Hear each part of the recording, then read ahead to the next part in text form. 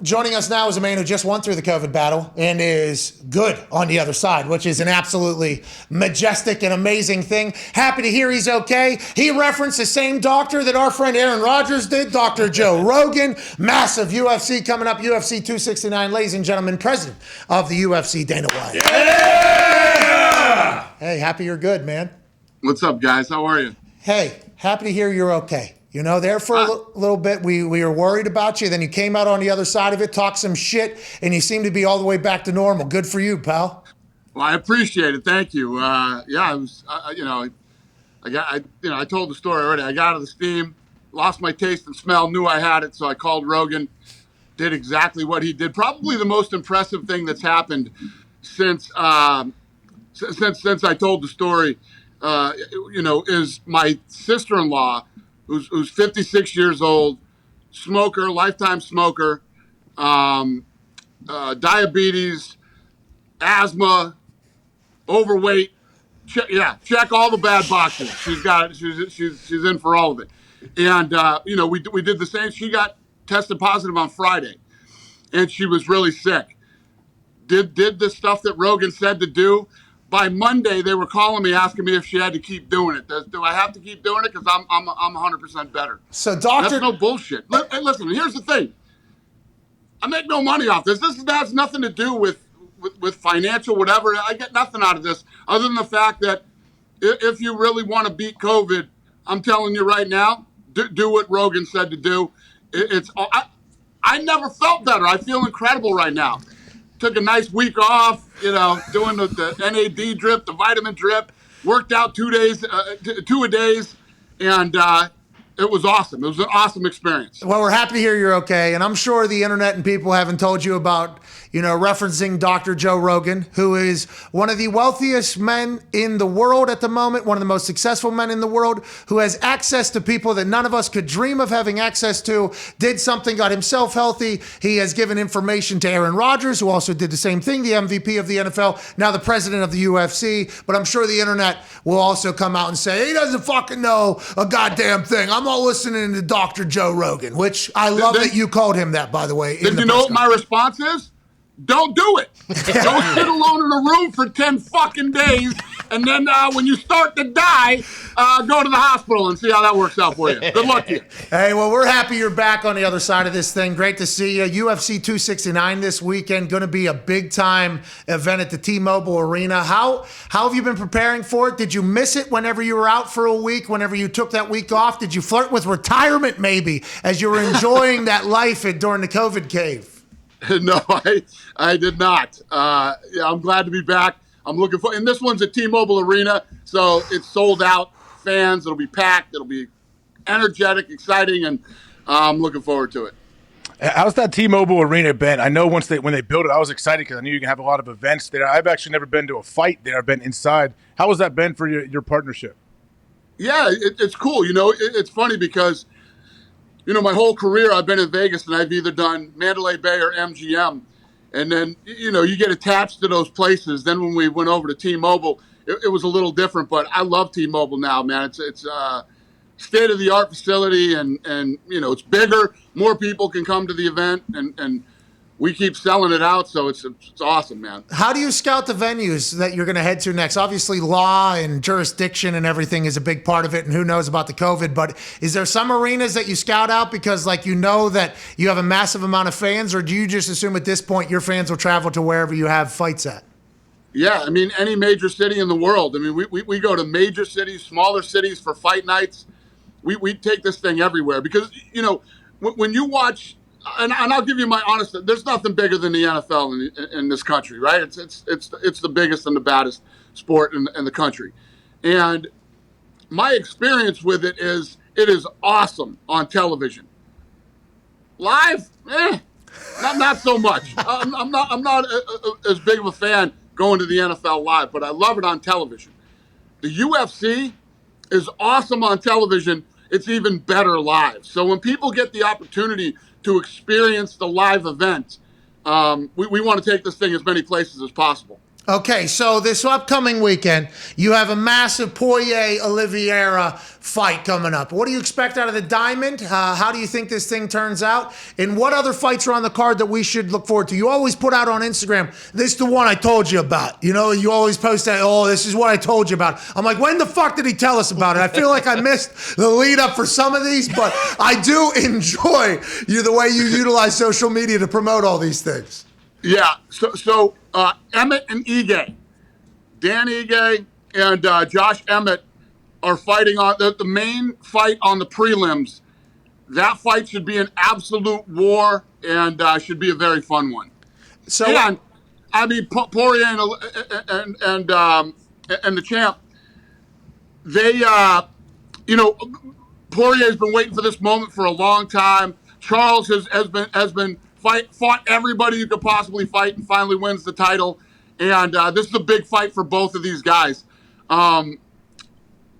I expect that to be an absolute war too, and I don't see that going 5 rounds. You had a couple cards in the last month or 2 months maybe, and I obviously we're a big time football show, but anytime there's some fights, you can't help but turn it on or watch it or see the highlights on it. You've had some cards that have been like really fucking stacked, right? Like, I feel like you're hitting a pretty good groove right now of fighters understanding what maybe people want, fighters buying in a little bit more to like, hey, I'm coming in here to get punched and to punch people. Do you have a sense of that, or is it just, good fight promotion, booking? Coming out of this pandemic, we went through it, and coming out of it, the sport is bigger, crazier than it's ever been, man. We're going to break the record this year for most pay-per-views.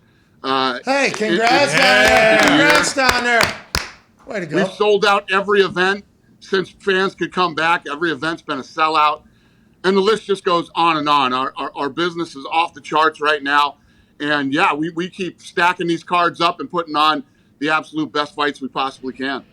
Hasbulla, is he calling the shots, or what's going on? Yes, exactly. Hasbulla is running shit over here. How was that meeting? Was it awesome? It was awesome. Yeah, he's awesome, and I'm trying to figure out how to get him over here. I want to get him over here to an event, and maybe he could do a round of interviews with all the media too. Oh, that'd be amazing. It's amazing how many people love this guy. How could you not? I mean, I haven't met him. I've only seen him on the internet. But this morning I saw a full warm-up routine from Hasbulla. And Leonard Fournette of the Tampa Bay Buccaneers was like, this is me getting ready to go play with Tom Brady. He is beloved by everybody. Him doing interviews right next. That would be awesome. I can't wait to see it, Dana. Go ahead, Conor. Yeah, Dana, is there any update on Conor McGregor? It seems like his recovery's going well and he wants to get back in the ring. Yeah, it's going good. And, we're hoping to have him back training April, May, and fighting this summer. So when you see him walking in front of that TV, on the video, that makes you excited, I assume? Like, okay, this guy is itching to get back and make a deal, or no? Well, I actually talked to him. So when I talked, imagine if that's what he's doing during the fights. Imagine when we talk. I mean, this guy's chomping at the bit. I was just saying the other day, he's still very passionate about fighting. You know what I mean? Yeah, he might be training like Rocky and Rocky 3, on yachts and shit. But the guy is still fired up to fight and passionate about the sport and, wants to get in there and battle still. Do you have a deal with him? Is there fights left on a deal for him, or is that something? Yeah. Conor's a nightmare, and the fact that if the press conference is at 4:00 and it's airing live on ESPN, he'll show up at 7:15. And that type of, with that shit, he's a nightmare. Okay, but dealing with Conor McGregor behind the scenes and business wise, he's a smart kid. Obviously, look at what he's done, and.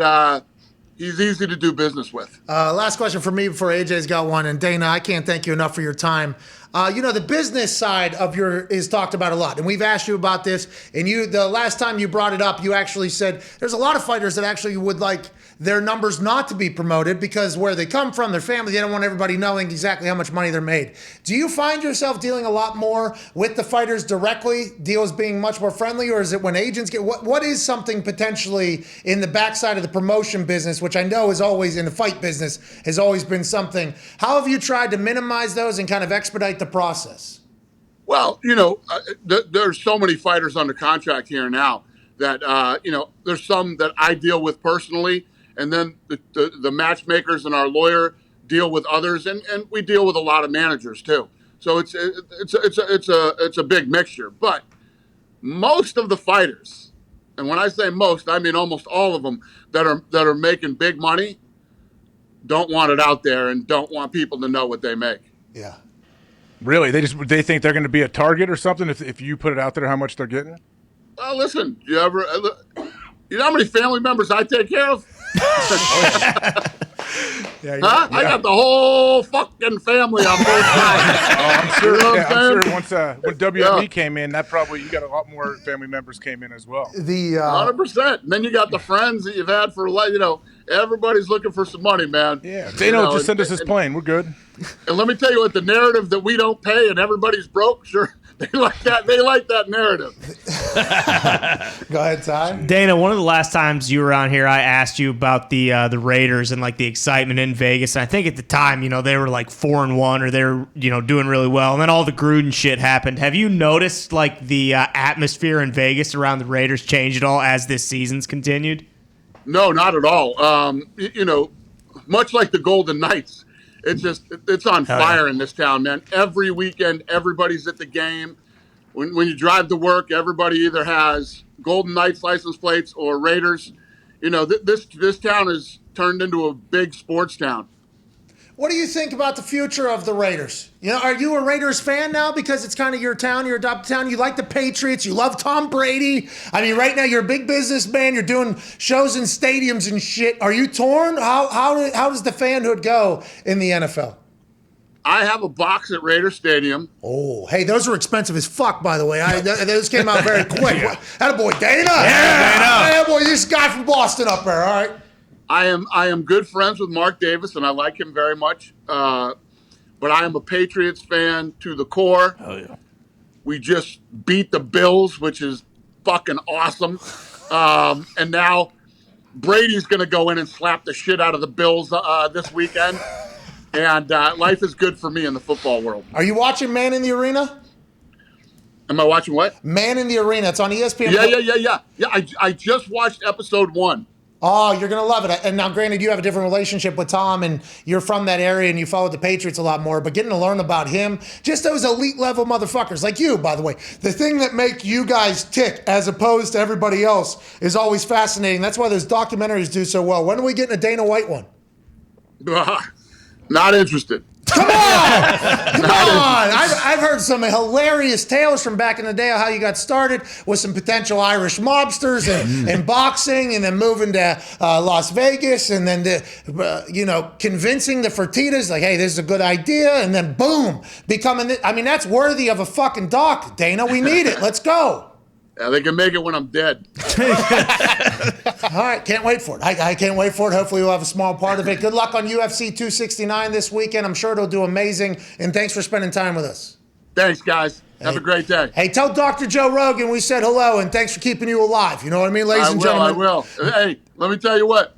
If the shit goes down, make him or me your first phone call. All right, ladies and gentlemen, Dana White, you got it. Dana! Oh, what a guy. Legend. It's awesome. There's going to be people real mad about what he said in there. Nah, he doesn't care. Well, it's weird that Yeah, that's the thing. how come if it Think he works, cares? everyone's not doing that? Well, that's the thing. We've always said, we were literally almost just in a war about it, about the rich whites have access to things that nobody else does. And then all these rich whites get something, they do something. Nah, everybody's convinced they're fucking wrong. It's like, well, how? Maybe I grew up in the wrong bottom of the wrong hill, looking up at the wrong houses that seem to have access to everything, going, how the fuck do they have all of that? It's just like, all right. And I go to Walgreens, and I can't even get the stuff that is supposedly saving your life in 3 days. I mean, I miss a SmackDown, biggest Smack. Do I have grounds for fucking lawsuit? Come on. I mean, The best thing Dana said when you mentioned all that, and he said, "Good, then don't take it. Don't take it then." Like, that's all. All right, you don't have to do it. yeah.